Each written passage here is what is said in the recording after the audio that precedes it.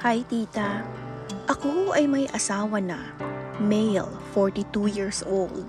Recently nabalitaan ko na may kabit ang asawa ko sa abroad and nagbabahay-bahaya na sila for 1 year mahigit.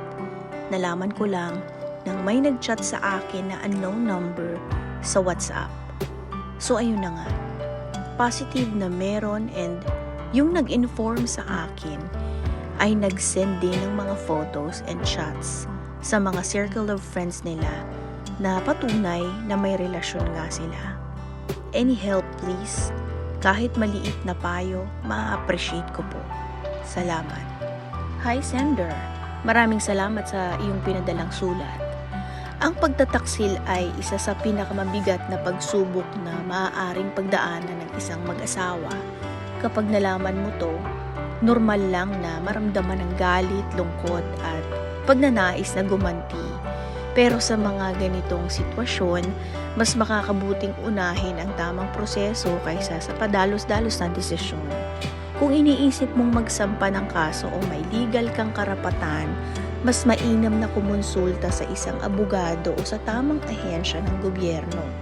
Ang mga batas ay magkakaiba depende sa bansang kinaroroonan ng inyong asawa at hindi lahat ng pagtataksil ay otomatikong dahilan para ma-deport ang isang tao.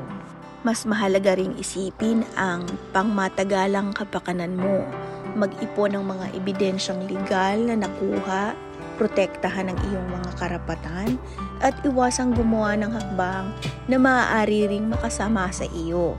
Sa bandang huli, minsan ang pinakamagandang paghihiganti ay hindi ang sirain ang buhay ng taong nanakit sa iyo, kundi ang ayusin ang sarili mong buhay at gamitin ang batas sa tamang paraan. Hayaan mong ang katotohanan at tamang proseso ang magsalita para sa iyo. Kung ikaw ang nasa ganitong sitwasyon, ano ang pipiliin mo? Ganti o hustisya sa tamang paraan? At ito muli ang inyong digital tita na nagkikwento. Follow for more.